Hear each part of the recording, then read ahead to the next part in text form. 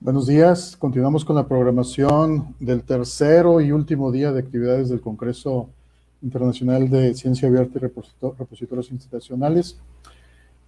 Vamos a continuar con una charla muy interesante, la ciencia abierta y el rol de las revistas científicas, a cargo de la doctora Solange Santos.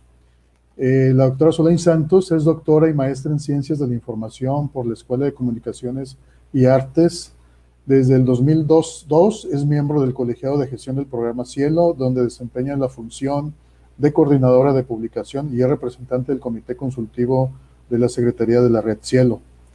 Dentro del área de Ciencias de la Información tiene como principales temas de investigación la comunicación científica, la ciencia abierta, el acceso abierto, indicadores bibliométricos y rankings de universidades. Es además investigadora del grupo Simetrías, del grupo de pesquisa en métricas de la ciencia y tecnología de la Escuela de Comunicación y Artes de la Universidad de Sao Paulo. Y le damos la más cordial bienvenida a la doctora Solange Santos, que nos acompaña el día de hoy. Muchas gracias por aceptar la invitación.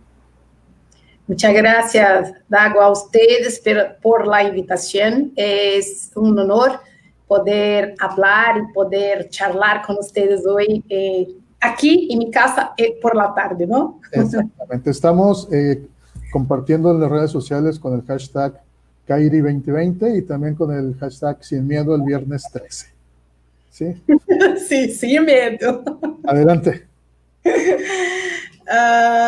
Entonces, una vez más, gracias a todos ustedes que están ahí para hablar un poco del rol de las revistas científicas en esa transición para la ciencia abierta. Yo voy ahora a compartir mi pantalla y espero que todo salga bien. Déjame ponerle en el modo presentación. Avísame si está bien, porfa. ¿Se ve bien? Se ve bien. Gracias, gracias. Muchísimas gracias. Bueno, vamos a empezar un poco hablando, por supuesto, muy brevemente de ciencia abierta. Solo para hablar de ciencia abierta, toda una conferencia sería necesaria, porque cuando estamos hablando de ciencia abierta, estamos hablando en realidad de un movimiento de movimientos, ¿no? Pero creo que para Latinoamérica, como una de las regiones más avanzadas en la adopción del acceso abierto, eso es un camino natural. Es decir, que es un camino natural para o acesso aberto, avançar hacia práticas, a adopção de práticas de ciência aberta. Quando estamos falando de ciência aberta, não é que estamos falando de uma maneira completamente nova de fazer ciência, sino que é um perfeccionamento da maneira de fazer ciência, e há muitos teóricos do movimento que dizem que, em realidade, é a maneira correcta de fazer ciência, porque os princípios que traz a ciência aberta já estavam aí no princípio, quando se começou a fazer ciência. Ou seja, são princípios que está em las bases de la maneira como se deveria fazer ciência.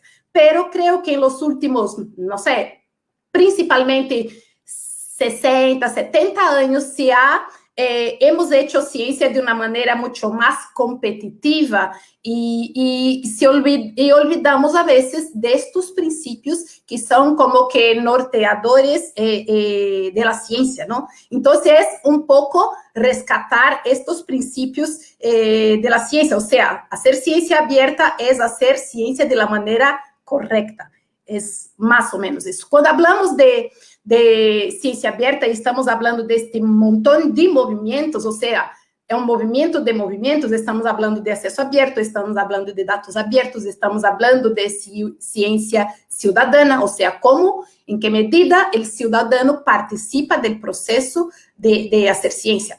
Então, como eu dizia, representa um perfeccionamento dessa maneira tradicional de fazer investigação.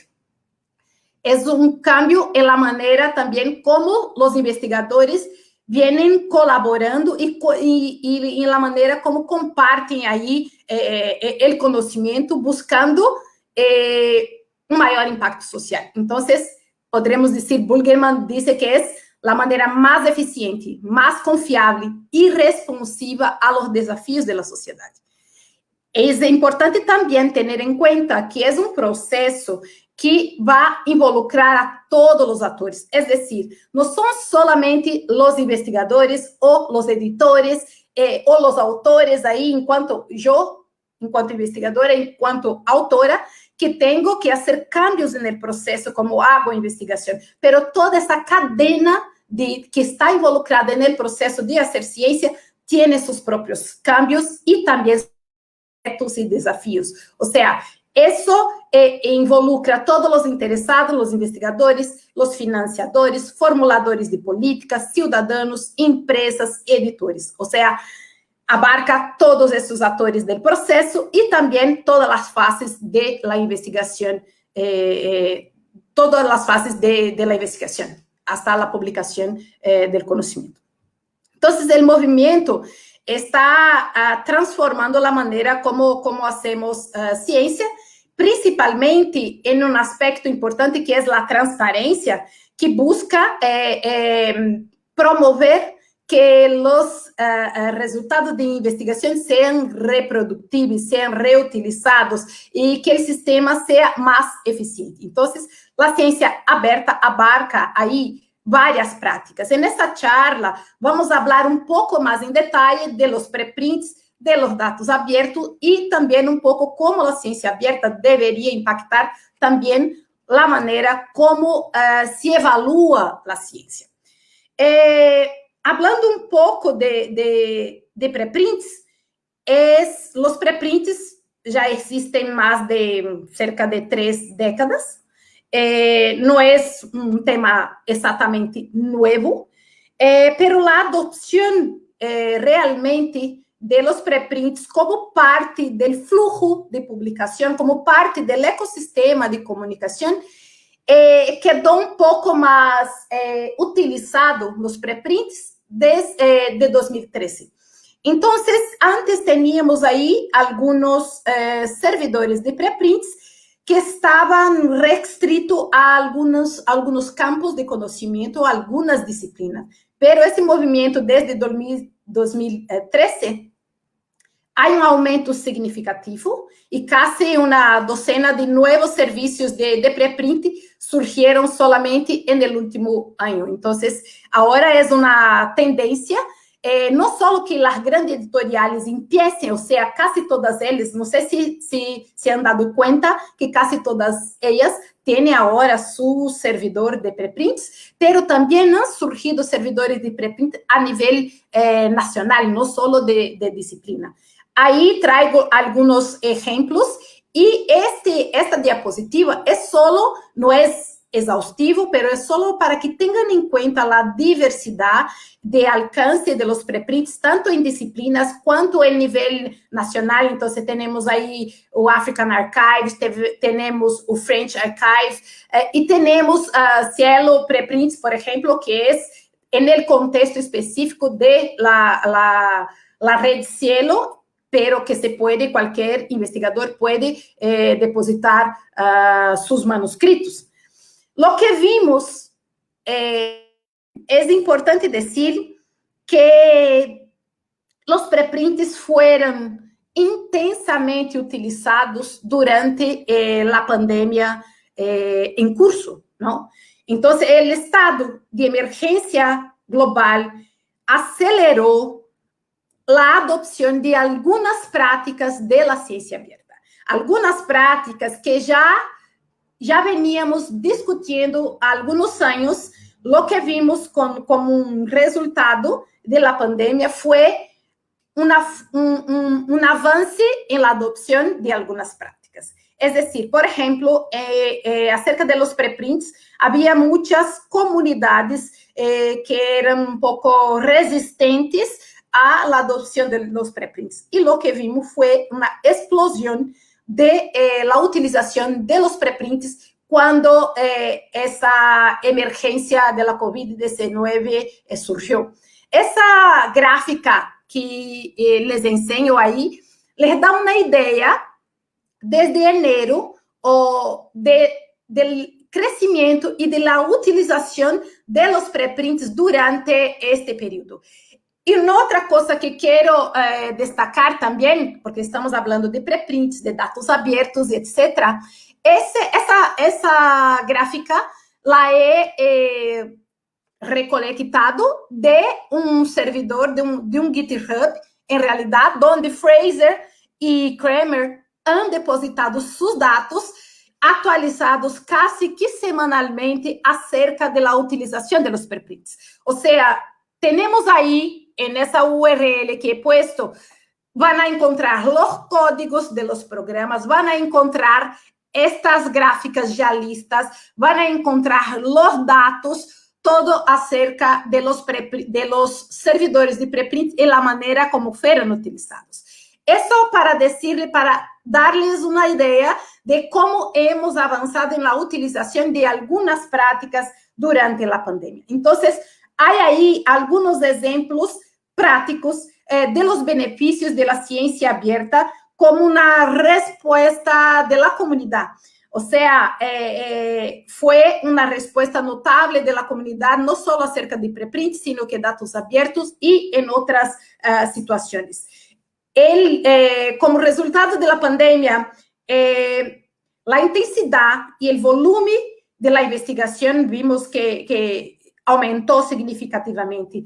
La colaboración distribuida en escala global, también tuvimos la oportunidad de presenciar el intercambio de datos, como les comentaba, donde investigadores de varios países estuvieron trabajando conjuntamente en distintas disciplinas, concentraron sus esfuerzos de manera prioritaria para abordar la cuestión y intentar llegar a una solución, o sea, trabajar colaborativamente para solucionar un problema que nos afecta a todos.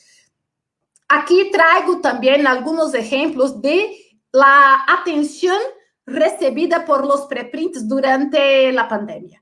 En esa diapositiva vemos que en 23 de enero los investigadores de Wuhan hicieron el depósito de un preprint con la estructura del virus en un servidor, y eso posibilitó que fuera instantáneamente accesado por investigadores de todo el mundo.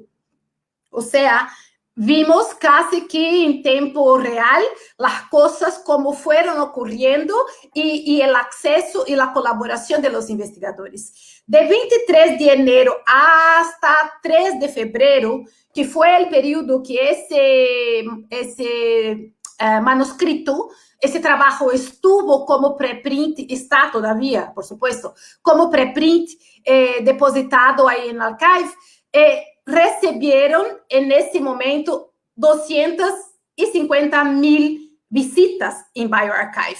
Ahora, hoy, ya cuenta con 290,000 downloads, accesos ahí en bioRxiv. En ese periodo de 23 de enero a 23 de febrero, esse trabalho já começou a ser citado por vários outros estudos, principalmente também preprint, porque foi uma tendência durante a pandemia, é a urgência e a necessidade de comunicar rapidamente os resultados. Não havia tempo para enviar a revisão por pares, ou seja, se necessitava comunicar os resultados antes mesmo que pasara por ese proceso de revisión y de verificación, o sea, de validación por los pares, que sabemos que en nuestro caso de Latinoamérica puede llegar hasta más de un año, en algunos casos. Entonces, esa versión, durante ese tiempo, que estuvo como una versión de preprint, recibió 100 citas hasta 3 de febrero y hoy tiene cerca de 300 citas em um score altimétrico de mais de 3.387 comunicações em blogs, Twitter, ou seja, qual foi a atenção da sociedade a esse preprint. Además de isso, esse mesmo preprint foi, como se diz, discutido ou divulgado em uma variedade de agências de notícias e recebeu muchísima atención en las redes sociales, como refleja ahí ese índice altimétrico. Pero ese preprint fue formalmente enviado a Nature, aceptado en Nature, y ahora en Nature, como un artículo publicado, tiene más de 3.200 citas ese trabajo. Una otra cuestión que siempre suele surgir cuando hablamos de preprint es la confiabilidad de los resultados publicados en servidores de preprint. Y es una preocupación totalmente legítima, porque cuando estamos hablando de servidores de preprint, son trabajos que todavía no fueron revisados por pares.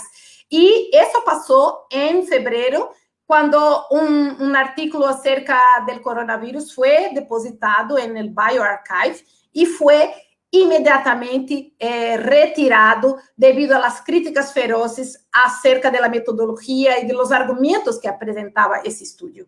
Hubo un intenso debate en las redes sociales y hubo un intenso debate en la comunidad científica, tanto acerca de servidores de preprints y acerca del modelo tradicional. Pero lo que pasó fue que hubo una reacción rápida de la comunidad científica. Hubo una rápida discusión de los resultados que presentaban y muy rápidamente se decidieron retirar ese manuscrito, o sea, fue retirado del servidor.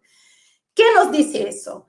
Que la comunicación científica en preprints sí no es perfecta, principalmente porque hay que tener cuidado con los servidores de preprint que son aceptados, por ejemplo, por algunas revistas o donde tú, en cuanto un investigador, vas a decidir depositar tu trabajo. Hay que tener en cuenta que debe ser un servidor confiable. Pero ¿qué es exactamente un servidor confiable? Son servidores que aplican algunos criterios de selección de los manuscritos, ya que los trabajos que son depositados ahí pueden tener, son resultados preliminares todavía no confirmados y pueden tener potenciales implicaciones a la práctica médica o a la salud pública. Entonces, sí, hay que tener atención con los preprints, porque son resultados todavía no validados. Entonces, es importante tener en cuenta que sea un repositorio confiable, o sea, cuáles son los criterios que utilizan para verificar los preprints. Vamos a ver que hay tasa de rechazo para manuscritos depositados en preprint.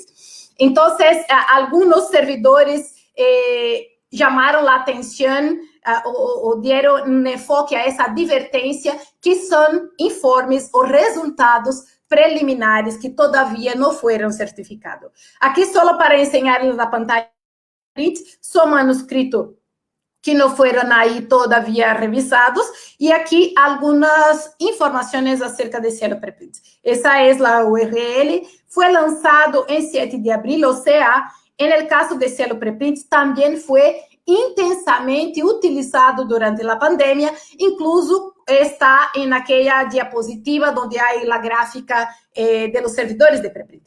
Recibimos ahí más de 870,000 visitas hasta septiembre. Fueron 297 trabajos o estudios que fueron rechazados, una tasa de rechazo de 37%. 68 de ellos fueron aceptados por alguna revista científica, por alguna revista Cielo. 502 de ellos, de los 808, fueron de hecho publicados. Es decir, hay criterios ahí para verificar, hay criterios incluso automáticos, por ejemplo, como verificar el perfil del autor. Entonces, cuando estás en un servidor de preprint y se solicita tu ORCID ID, porque van a mirar qué tipo de cosa has publicado. Incluso si puedes ofrecer 2 de tus publicaciones, hay un comité, en el caso de Cielo Preprints, hay un comité conformado por editores de revistas científicas que apoyan en un proceso, no es de revisión por pares, sino de moderación, para garantizar que sea de hecho resultado de investigación, si hace sentido aquel preprint antes de disponibilizarlo a la comunidad científica, que en ese momento puede hacer comentarios acerca de aquel preprint, casi como si fuera, casi no es una de las formas de revisión abierta, participativa de otros investigadores haciendo comentarios a un preprint. Ahí solo para que tengan una idea de dónde vienen los preprints que están ahí depositados en Cielo Preprints. Es una plataforma desarrollada en conjunto con PKP, o sea, fue desarrollada por Cielo y PKP, es un software abierto, está como todo que hace la red de Cielo, atento al multilingüismo, o sea, hay que atender portugués, inglés y español. Es interoperable con Open Journal System y otras plataformas. Hay el control de calidad para superar esa percepción de que los preprints equivalen a mala investigación, y no es así. Hay ahí los 3 niveles de chequeo. Se verifica desde el punto de vista del formato, se verifica el histórico de publicación de los autores, y un especialista en la disciplina va a verificar, a leer o dar una mirada en ese preprint antes que se publique. Estos son los cuidados que estamos teniendo y son aspectos clave para generar confianza en los preprints que estamos ahí publicando. Es decir, no es un servidor de basura, sino que es investigación, aunque todavía no revisada por pares. Y eso acerca también del hecho de ser resultados preliminares, es importante también tener en cuenta que retrataciones, erratas o resultados preliminares son parte ahí del proceso de hacer ciencia, y retrataciones son parte de la corrección de la literatura científica. Es para decir que eso no pasa solo con artículos depositados en preprints que no fueron revisados por pares. Aunque tengamos buenas revistas científicas con proceso de revisión por pares, ese tipo de cosa puede pasar. Entonces, aquí les traigo solamente 2 ejemplos. Un de Lancet, que también estuvieron ahora muy en los noticieros de ciencia, en los, se me olvidó la palabra, de como dicen ustedes, jornais. Para la divulgación, de que Lancet y 2 artículos, un de Lancet y un de New England, fueron retratados. El primer, que se publicó en Lancet, trataba de la mortalidad hospitalaria asociada a hidroxicloroquina o cloroquina. Y el otro, publicado en New England, también asociaba ahí a inhibidores de una enzima y todo eso. Fueron 2 artículos que sí fueron en revista muy importante, muy buen factor de impacto y sus procesos y no sé qué, no sé cuánto, pero que fueron retratados. Eso es para decir que eso puede pasar en cualquier revista científica. La retratación son parte de la corrección de la literatura científica, o sea, puede pasar en preprints, pero también puede pasar en revistas que fueran revisadas por pares, o sea, una revisión post-publicación.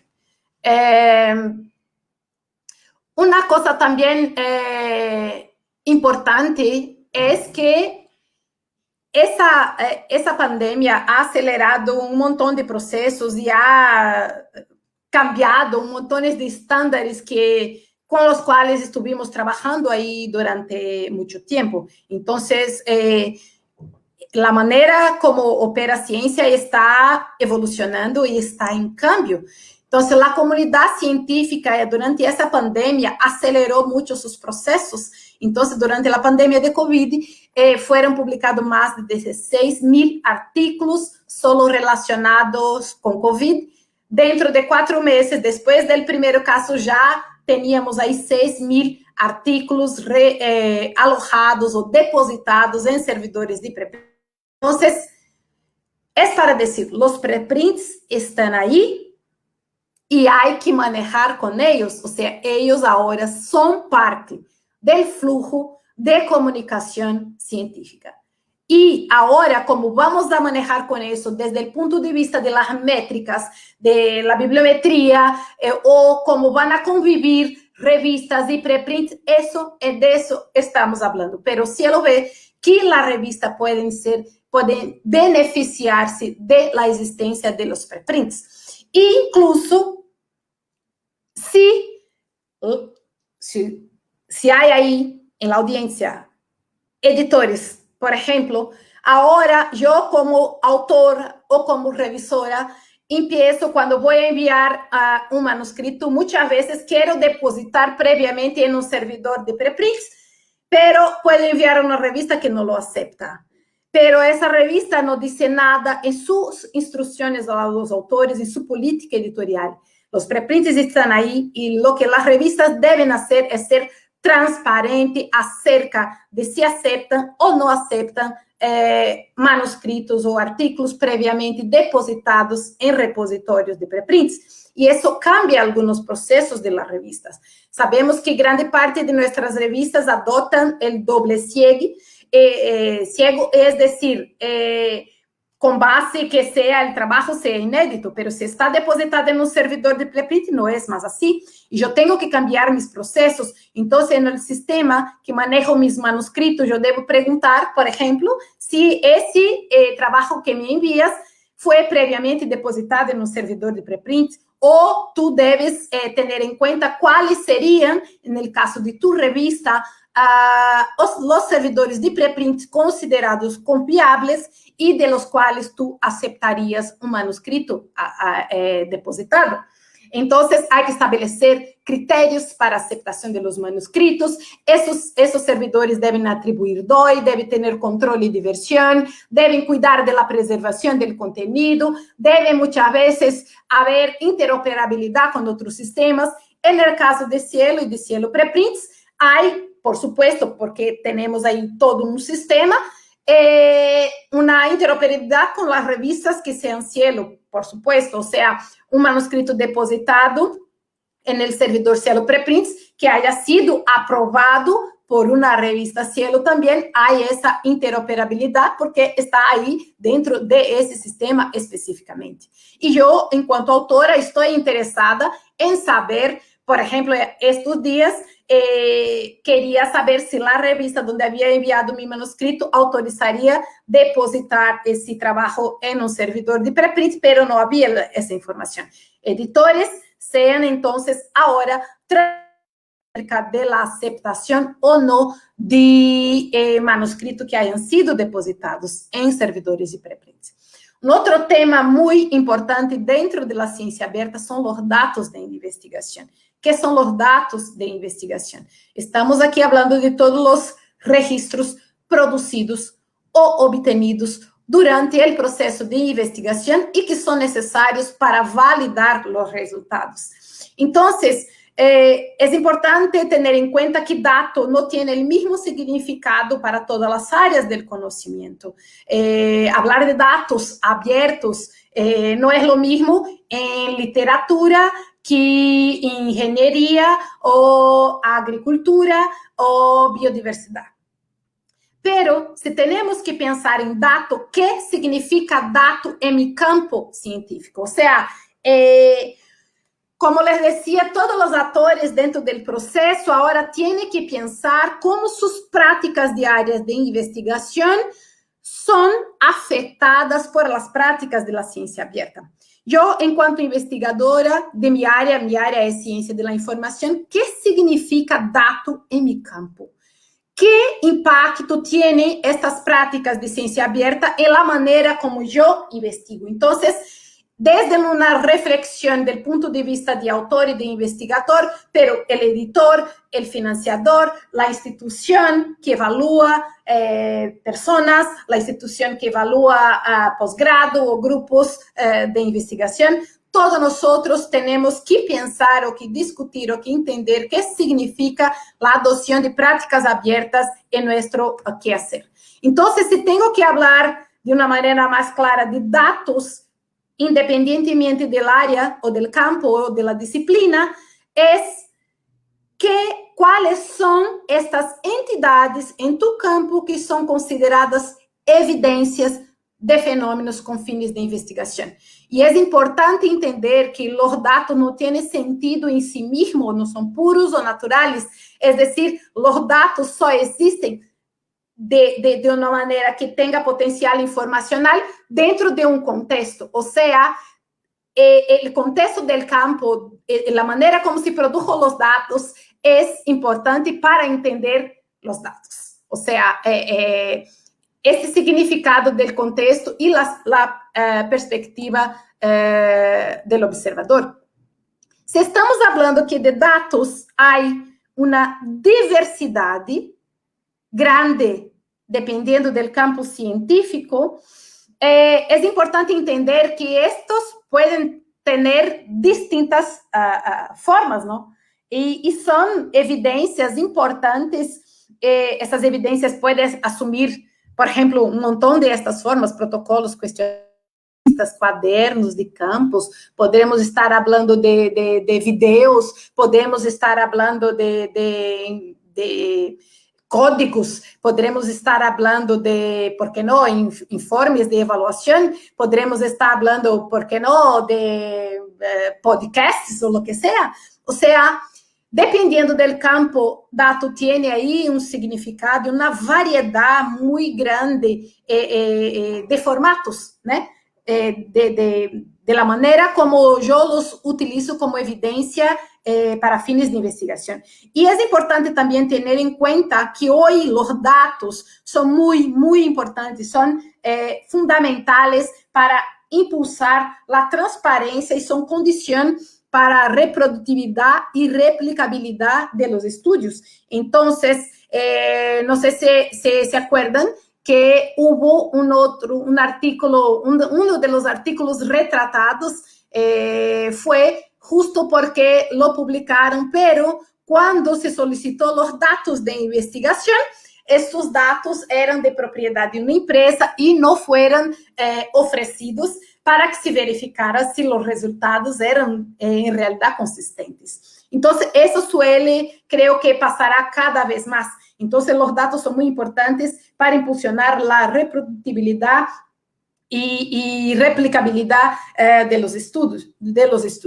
Además, entonces, hablando que ese y recordando que el contexto en el cual se produjo los datos es importante. Entonces, no basta solamente poner tus datos brutos, hay que tener un tratamiento de los datos, hay que tener datos acerca de los datos, metadatos informativos para que sean fair, para que sean realmente posibles de reutilizar.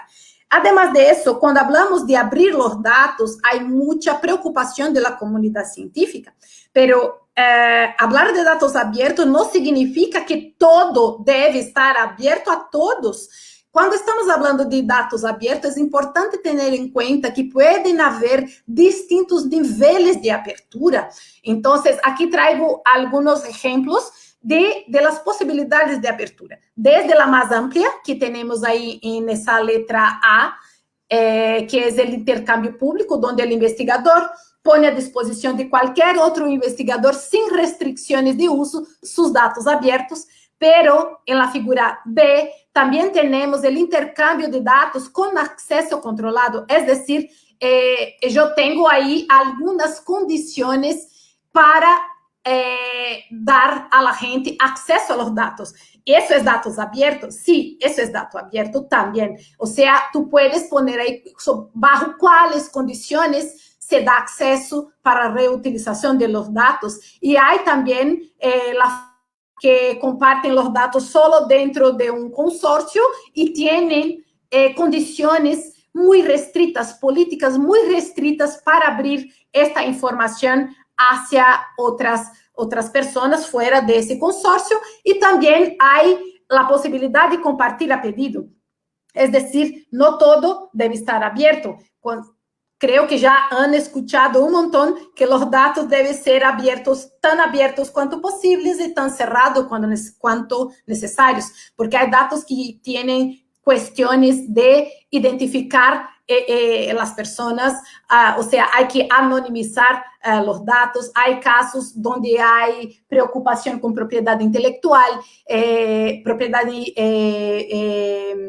patentes, por ejemplo, o hay casos donde se puede revelar la ubicación de especies que están amenazadas. O sea, hay distintas cuestiones. Por eso, todas estas maneras son sí datos abiertos, pero hay que pensar de qué manera vamos a compartirlo. No es que todo debe estar abierto a todos. Hay distintas maneras de hacer. Durante la pandemia también hubo un uso y como puedo decir, fueron cada vez más compartidos datos durante la pandemia de COVID. Vimos ahí como casi que en tiempo real acompañar o el monitoreo de los casos de COVID. Tuvimos ahí importantes iniciativas que trataban, por ejemplo, aquí tenemos una base donde podrían compartir el conocimiento recompilaban datos de biología, de química, de farmacología y están ahí disponibles en esta plataforma durante todo ese proceso.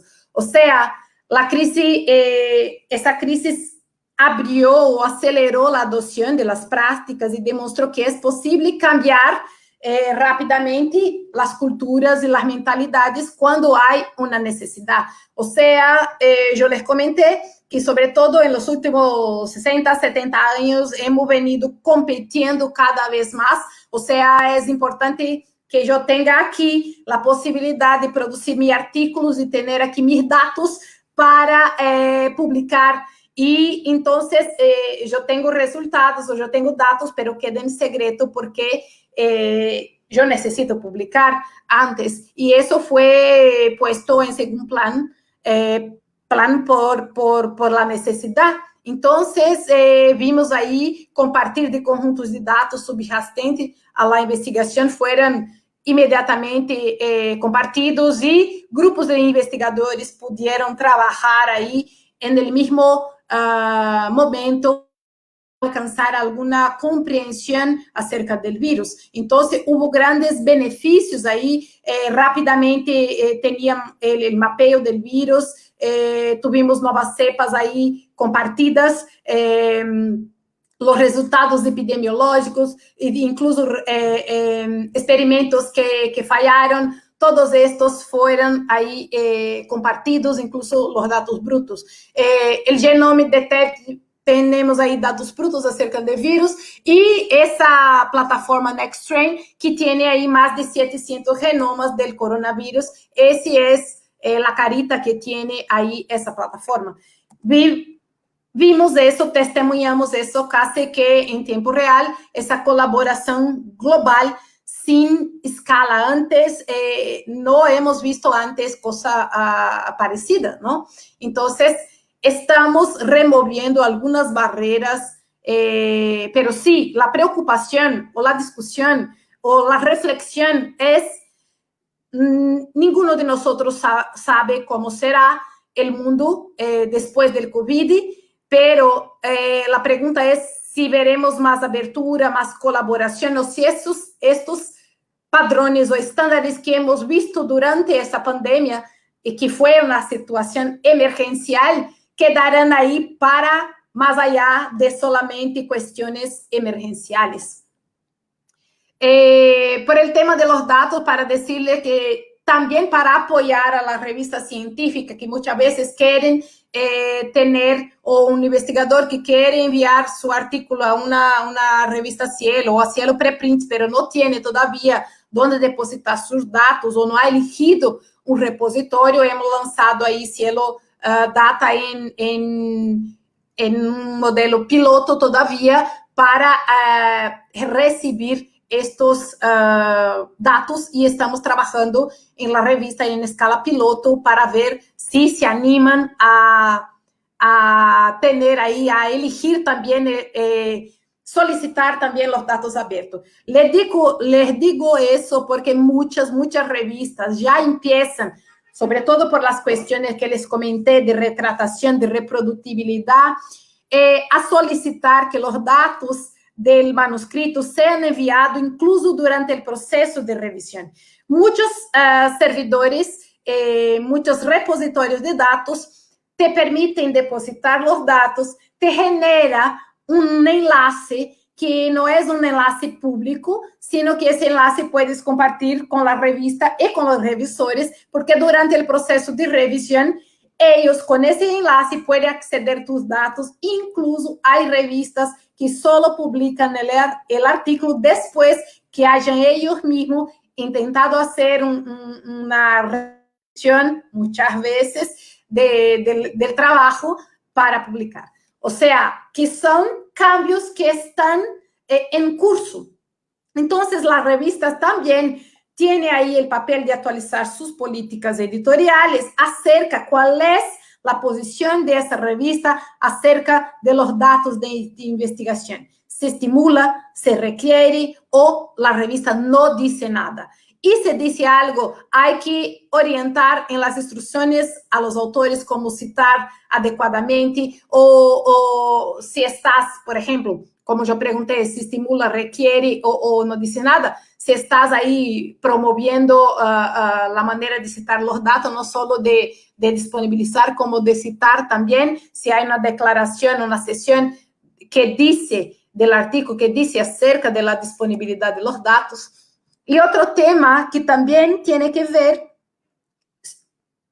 por supuesto, he elegido aquí algunos temas que tocan directamente la revista, ¿no? Que tiene que ver con ciencia abierta y que toca la revista, es la revisión por pares abierta o transparente.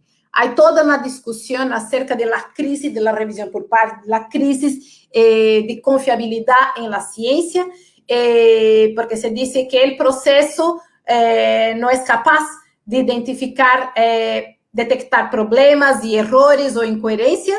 Hemos visto algunas retrataciones en revistas revisadas por pares, que el proceso es lento, que, o sea, es poco consistente, el proceso es lento y costoso, la comunidad ya está un poco cansada de la cantidad de trabajos que tienen que revisar más de una vez, o sea, el costo en alguna medida para la comunidad de eso, no hay incentivo para los revisores y hay desperdicio de esfuerzo, por eso de hacer más de una vez. muchas veces el mismo trabajo. Entonces, hay una discusión que es un movimiento que busca la apertura progresiva o la transparencia, más transparencia del proceso de revisión por pares. En esta revisión sistemática que pongo aquí abajo, de 2017, estos autores levantaron que hay una cantidad de posibilidades o de combinaciones posibles de revisiones abiertas o transparentes. Cuando estamos hablando de transparencia y apertura, estamos hablando o de las identidades abiertas o tener los informes abiertos o de una combinación de esos. Cuando hablamos de entidades abiertas es en qué medida se conoce la identidad del autor y el revisor conocen la identidad de uno del otro. Y cuando hablamos de informes abiertos es en qué medida estos dictámenes son publicados abierta, o sea, hay distintos niveles y combinaciones posibles de apertura. Lo que se invita a los editores y a los autores es reflexionar si yo, en cuanto revisora, aceptaría o no participar de un proceso de revisión por pares abierta, y toca a las revistas ser transparente o empezar, por ejemplo, a experimentar cómo es un proceso de apertura progresiva y transparencia en el proceso de revisión por pares, como preguntando tanto al autor o a los revisores si aceptarían hacer un proceso de revisión por pares. Un otro nivel de apertura es, que ese es más sencillo y muchas revistas ya lo hacen, que es publicar el nombre de quién fue el editor de área, aquí llamamos en Brasil el editor de área, responsable por conducir el proceso de revisión por pares de aquel manuscrito. O sea, cuál es la posición de la revista acerca de la revisión por pares abierta o transparente. Esa posición debe ser estar declarada ahí sus instrucciones y su política editorial. Entonces, lo que se empieza a solicitar o a discutir en las comunidades es una apertura progresiva del proceso de revisión por pares. Informar en las instrucciones a los autores, ofrecer essa opção, ou seja, apertura opcional das identidades, de los autores, dictaminadores, revisores, publicação opcional, perguntar se o revisor, o dictaminador está, não sei, se me olvidou a palavra em espanhol, se siente bem de publicar sua revisão ou publicar o nome do editor. La cuestión es que los desafíos que tenemos ahora es que la ciencia abierta nos mueve a todos nosotros, nos toca a todos nosotros, entonces requiere que todos los actores del sistema de investigación reconsideren su manera de trabajar. Las prácticas de investigación, yo tengo ahora que discutir las prácticas de investigación en mi campo, en mi disciplina, y en qué medida somos tan protectores de nuestro trabajo y deberíamos o no ser más centrados en contribuir al bien común. Es una discusión que toca a todos los campos científicos. La evaluación de la investigación también es impactada ahora o debería ser por estas prácticas de ciencia abierta. ¿En qué medida la evaluación que se lleva a cabo en mi institución, en mi país, en mi departamento, está alineada con estas expectativas de apertura de la ciencia, ¿no? Y la infraestructura de investigación. Es necesario reconsiderar las funciones y responsabilidad de los actores, tanto públicos cuanto privados. Entonces, estamos aquí hablando en un escenario, hablamos, claro, de preprints, de datos, de informes de revisión, pero ahí está el artículo, pero no es solo eso. Eso es para decir que ahora tenemos una diversidad de objetos de comunicación, de investigación, una diversidad grande y que debe ser reconocida. Entonces, la centralidad del proceso sale de solamente publicar artículos o libros o capítulos de libros para reconocer una diversidad de contribuciones ahí en la investigación. Entonces, estamos hablando aquí de esa diversidad, porque los requisitos ahora de la ciencia abierta son otros. Y también, ¿en qué manera ahora en la publicación vamos a manejar con esta cantidad de outputs, con essa cantidad de maneiras agora de contribuir com a ciência? E tudo isso deve ser levado em conta. Devemos ter em conta agora que a centralidade, temos uma diversidade muito grande de maneiras de contribuir e em que medida nossas avaliações quedarão aí todavia centradas no artigo, no livro. Então, temos que nos preocupar como o sistema de recompensa e de avaliação de los investigadores e de la investigação também, em que medida esse sistema de recompensa está volcado a reconhecer a adoção de práticas abertas, não? E reconhecer é fundamental para cambiar a maneira como trabalhamos nós. Então, outros desafios que temos aqui é a formação de uma nova geração de investigadores que são formados por investigadores que não adoptam práticas de ciência aberta, que não priorizam e que não foram treinados. Ou seja, estou treinando investigadores, pero eu tampouco tive a oportunidade ou vontade ou priorizo práticas abertas. Isso é um desafio para o avanço de práticas abertas. Outro obstáculo significativo a los objetivos da ciência aberta está, como eu dizia, nessa estrutura de incentivos. Em que medida eu reconozco, valoro e recompenso os esforços de los investigadores para abrir o processo científico. E uma outra questão que toca a bibliometria, que toca a cienciometria, é como podemos medir o estado de apertura da ciência e da investigação.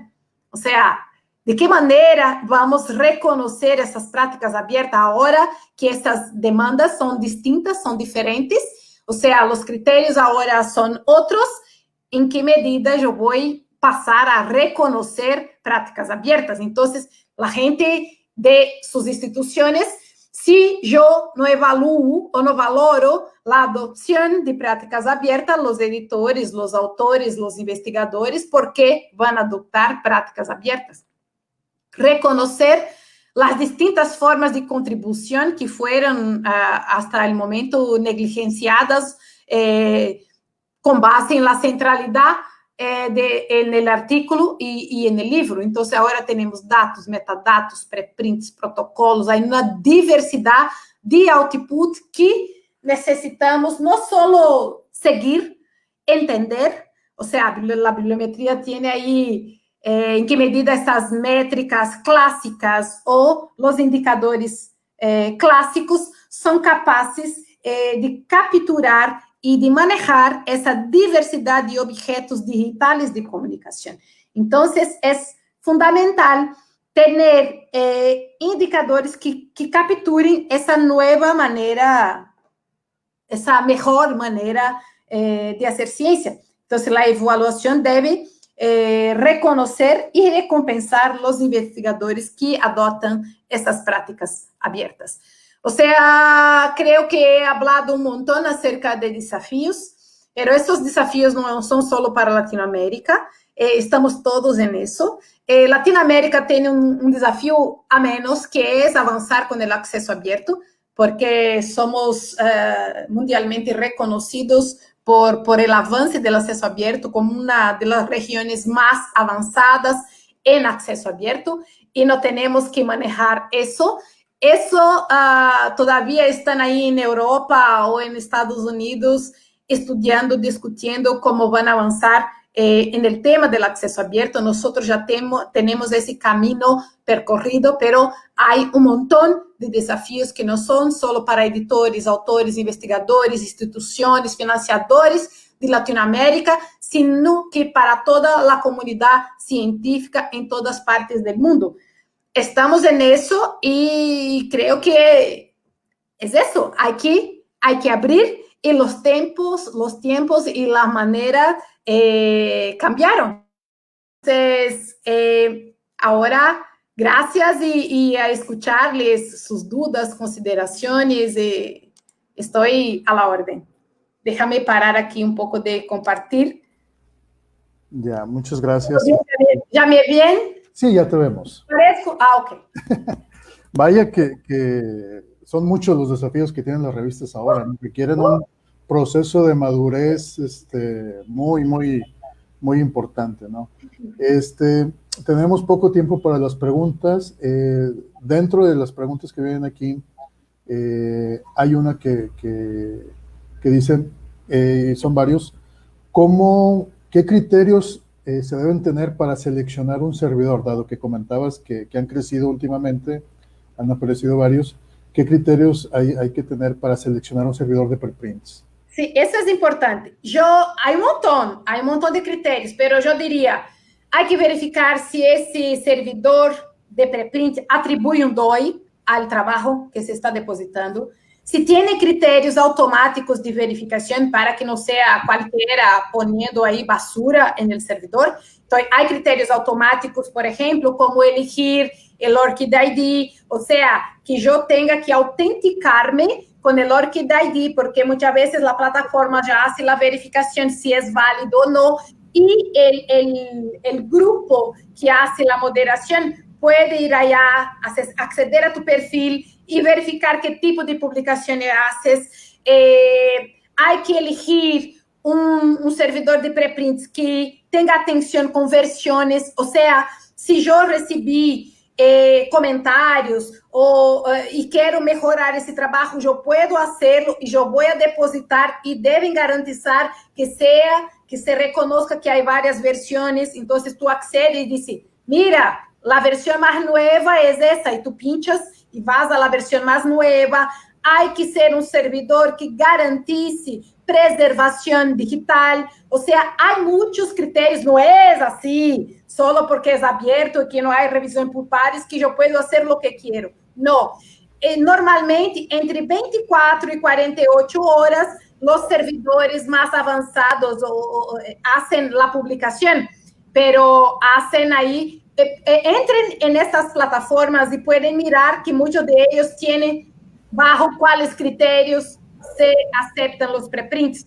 Incluso si pueden ingresar ahora hacia los preprints, los más nuevos, hay ahí una portada que dice bajo cuáles criterios ese preprint fue aceptado, por ejemplo. Entonces verifiquen ahí los criterios que están ahí publicados en estos servidores, para ver si tiene algún criterio importante, ¿no? Sí, gracias.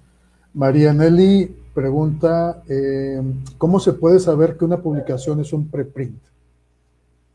Perdón, ¿puedes repetir porque se cortó un poquito? María Nelly pregunta, ¿cómo se puede saber que una publicación es preprint? Así es. Mira, normalmente está ahí en un servidor de preprint. No sé si la pregunta es en el sentido de, por ejemplo, mirar un listado de referencia y saber si es o no preprint.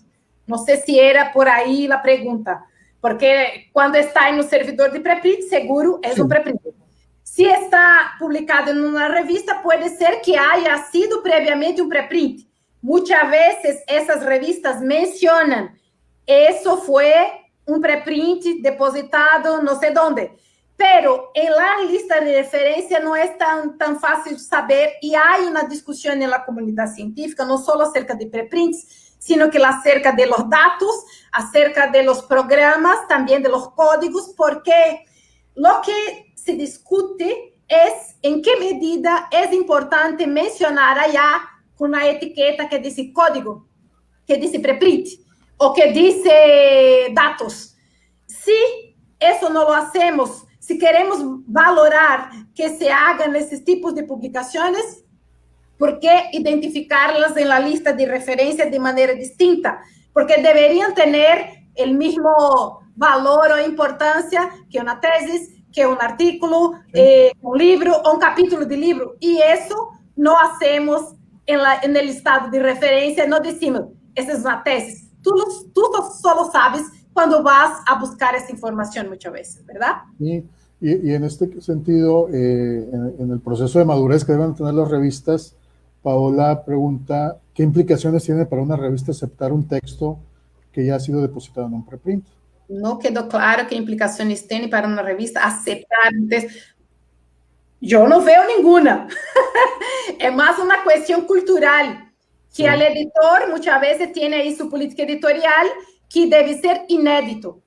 Un artículo depositado en un servidor de preprint no es inédito, entonces es decir, no puedes decir que es inédito porque está ahí en el servidor de preprint. Tampoco puedes utilizar el doble ciego porque ya se conoce los autores. Entonces, en ese sentido, es eso. El cambio para la revista es, uno, ya se conoce el autor o los autores. Dos, no es inédito. Es eso. Gracias.